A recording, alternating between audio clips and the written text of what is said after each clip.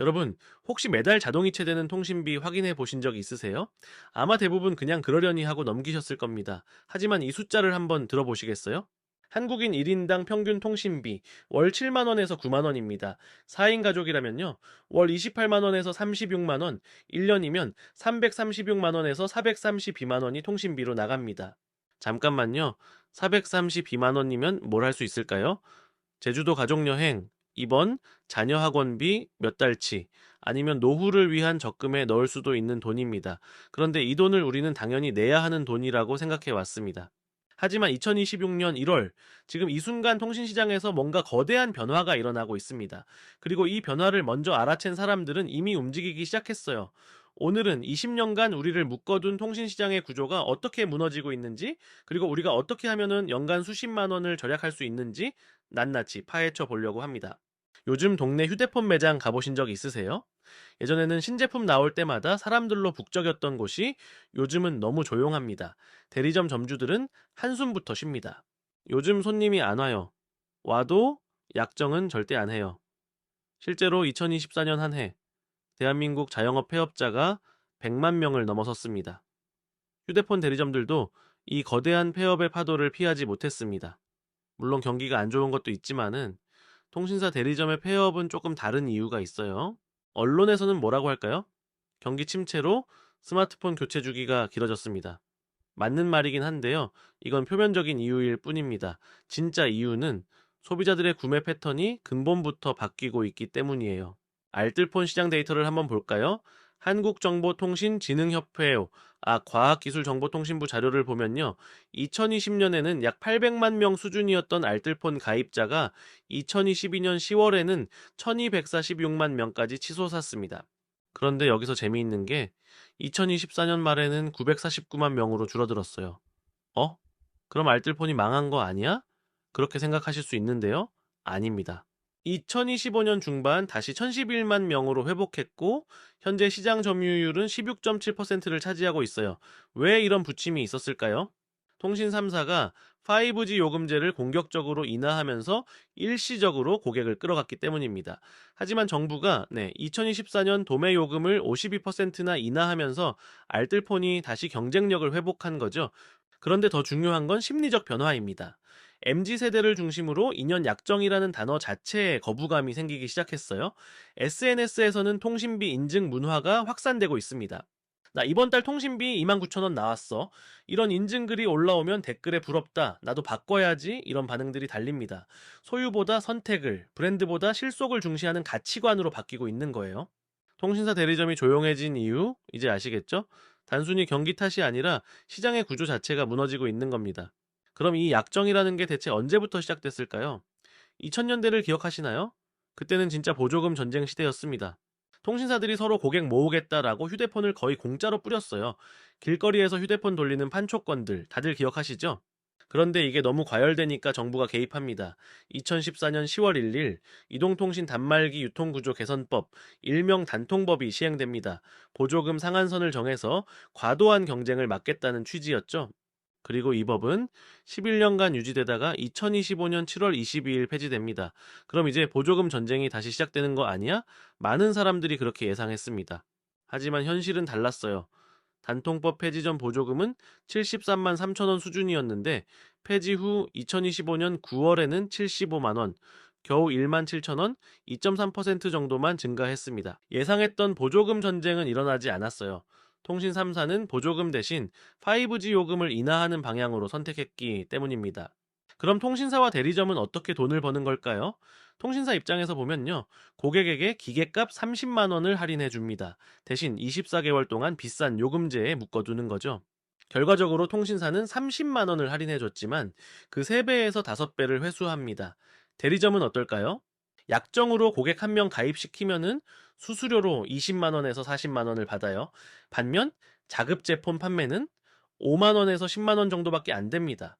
대리점 직원이 왜 약정을 강요하는지 이제 이해가 되시죠? 그들도 먹고 살아야 하니까요. 구체적인 케이스를 한번 볼까요? 32세 직장인 김철수 씨를 가정해 봅시다. 약정 모델로 갈 경우를 먼저 볼게요. 최신 스마트폰 정가가 130만 원인데 대리점에서 30만 원 할인해 줍니다. 실제 구매가는 100만 원, 24개월 할부로 나눠서 내는 거죠. 네, 약정 요금제는 월 8만 9천 원입니다. 24개월 동안 내는 총 비용은 기계값 100만 원에 통신비 213만 6천 원, 합치면 313만 6천 원입니다. 자급제 더하기 알뜰폰 모델로 갈 경우를 볼게요. 스마트폰을 자급제로 사면 130만 원을 내야 합니다. 할인이 없으니까요. 카드 무이자 할부를 쓰거나 일시불로 결제하는 거죠. 대신 알뜰폰 요금제는 월 3만 5천 원입니다. 24개월 총 비용은 기계값 130만 원에 통신비 84만 원, 합치면 214만 원입니다. 자, 절감액은 얼마일까요? 무려 99만 6천 원입니다. 2년 동안 거의 100만 원을 아끼는 거예요. 이번엔 45세 박영희 씨, 4인 가족을 볼까요? 약정 모델을 먼저 볼게요. 가족 3명 모두 약정으로 가입하면 월 32만 원씩 나갑니다. 24개월이면 768만 원입니다. 자급제 더하기 알뜰폰 모델은요, 월 14만 원씩 나가고 24개월이면 336만 원입니다. 절감액 무려 432만 원입니다. 432만 원이면 뭘 할 수 있을까요? 가족 해외여행 가고도 남습니다. 자녀 교육비 일부를 충당할 수 있어요. 노후 준비를 위한 적금에 넣을 수도 있고요. 여기서 행동경제학 개념을 조금 가져와 볼게요. 자, 첫째, 손실 회피 편향입니다. 30만 원 할인 놓치기 싫다는 심리 때문에 당장 눈앞의 할인에 집중하게 돼요. 둘째, 현재 편향입니다. 당장 기계값이 싸지는 걸 보면 기분이 좋아집니다. 하지만 2년 동안 매달 나가는 비용은 생각하지 않죠. 셋째, 매몰 비용 오류입니다. 이미 약정했으니 끝까지 써야지 하면서 더 나은 선택을 미루게 됩니다. 통신사들은 이런 우리의 심리를 정확히 알고 있었던 거예요. 알뜰폰 시장이 어떻게 변해왔는지 다시 한번 정리해 볼까요? 2020년 약 800만 명 수준이었던 가입자가 2022년 10월 1246만 명으로 정점을 찍습니다. 그런데 2024년 말 949만 명으로 줄어들었다가 2025년 중반 1011만 명으로 다시 회복합니다. 현재 시장 점유율은 16.7%예요. 왜 이런 부침이 있었을까요? 2023년부터 통신 3사가 5G 요금제를 공격적으로 인하하기 시작했습니다. 알뜰폰 고객들이 다시 통신 3사로 돌아간 거죠. 역시 알뜰폰은 안 되는구나 하는 분위기가 형성됐어요. 하지만 정부가 개입합니다. 2024년 도매요금을 52%나 인하해버린 겁니다. 도매요금이 뭐냐면요, 알뜰폰 사업자가 통신 3사의 망을 빌렸을 때 내는 돈입니다. 이게 절반 넘게 싸지니까 알뜰폰 사업자들이 요금을 더 낮출 수 있게 된 거죠. 자, 그래서 2025년 중반부터 다시 회복세로 돌아선 겁니다. 장기 추세를 보면 알뜰폰은 계속 성장하고 있어요. 그럼 알뜰폰이 성장할 수 있는 이유가 뭘까요? 첫째, 통신망 품질이 똑같습니다. 이게 가장 중요한데요. 알뜰폰은 SKT, KT, LG의 망을 그대로 빌렸습니다. 통화 품질, 데이터 속도 모두 동일해요. 알뜰폰 쓰면 전화 안 터진다더라, 이런 건 옛날 얘기입니다. 둘째, 요금 경쟁력이 압도적입니다. 기존 통신사 대비 40%에서 60% 저렴해요. 셋째, 온라인 가입이 간편합니다. 예전에는 매장 가서 복잡한 서류 작성하고 기다려야 했는데 이제는 집에서 10분이면 번호 이동이 완료됩니다. 넷째, MZ세대의 브랜드 충성도가 약화됐습니다. SKT 써야 해, KT가 좋아, 이런 브랜드 충성도가 예전만 못해요. 실속을 따지는 시대가 온 겁니다. 구체적으로 요금을 비교해 볼까요? 무제한 데이터 요금제를 먼저 볼게요. SKT는 8만 8천 원입니다. KT는 6만 원입니다. LG U+는 8만 8천 원입니다. 알뜰폰 평균은 3만 5천 원입니다. 절감률이 40%에서 60%입니다. 중간 용량 50기가 요금제를 볼게요. KT는 6만 원입니다. 알뜰폰 평균은 2만 9천 원입니다. 절감률 52%입니다. 저용량 10기가 요금제를 볼게요. SKT는 3만 3천 원입니다. 알뜰폰 평균은 1만 9천 원입니다. 절감률 42%입니다. 어느 구간을 봐도 알뜰폰이 압도적으로 저렴하죠? 그럼 통신 3사는 가만히 있었을까요? 아닙니다. 서브 브랜드를 출시했어요. SKT의 영 브랜드, KT의 Y 브랜드가 그것입니다. 알뜰폰 고객 이탈을 막겠다는 전략이었죠. 하지만 한계가 있습니다. 여전히 알뜰폰보다 20%에서 30% 비싸요. 네, 본질적인 구조 변화 없이 미봉책 수준인 겁니다. 소비자들도 냉소적으로 반응합니다. 그냥 알뜰폰 쓰는 게 낫네. 그럼 어떤 알뜰폰을 선택해야 할까요? SKT망을 사용하는 알뜰폰을 먼저 볼게요. 커버리지가 가장 넓고 통신 품질이 안정적입니다. 네, 데이터 무제한 요금제가 월 35,000원 수준이에요. 데이터를 많이 쓰시는 분들께 추천해 드립니다. KT망을 사용하는 알뜰폰을 볼게요. 가성비가 최고입니다. 데이터 10기계 무제한 통화를 합쳐서 월 29,000원 정도예요. 고객센터 응대도 좋다는 평가가 많아요. LG 망을 사용하는 알뜰폰을 볼게요. 프로모션이 공격적입니다. 데이터 20기계 월 25,000원 정도로 추가 혜택도 많이 줘요. 실속형 소비자에게 딱입니다. 중요한 건 어떤 망을 쓰든 통신 품질은 똑같다라는 겁니다. 본인의 사용 패턴과 선호도에 맞춰서 선택하시면 돼요. 그런데 2025년 통신 시장에 엄청난 사건들이 연달아 터집니다. 2025년 4월 SK텔레콤 해킹 사건이 터집니다. 정부 공식 조사 결과 2,696만 건의 IMSI 정보가 유출됐습니다. IMSI가 뭐냐면요. 유심칩 고유 번호예요. 이게 유출되면은 통화 내역, 위치 정보 같은 게 다 노출될 수 있습니다. 영향을 받은 고객은 2,400만 명 이상, 거의 SK텔레콤 전체 고객입니다. 사람들은 충격을 받았고 약 10만 명의 고객이 위약금 면제 기간에 이탈했어요. 2025년 9월, 이번엔 KT 무단 소액 결제 사건이 터집니다. 368명의 고객이 자기도 모르는 사이에 소액 결제가 됐습니다. 총 피해액이 2억 4,319만 원이에요. 과학기술정보통신부 공식 발표입니다. 보안 시스템에 대한 신뢰가 완전히 무너진 거죠. 그리고 2025년 12월 30일 정부가 움직입니다.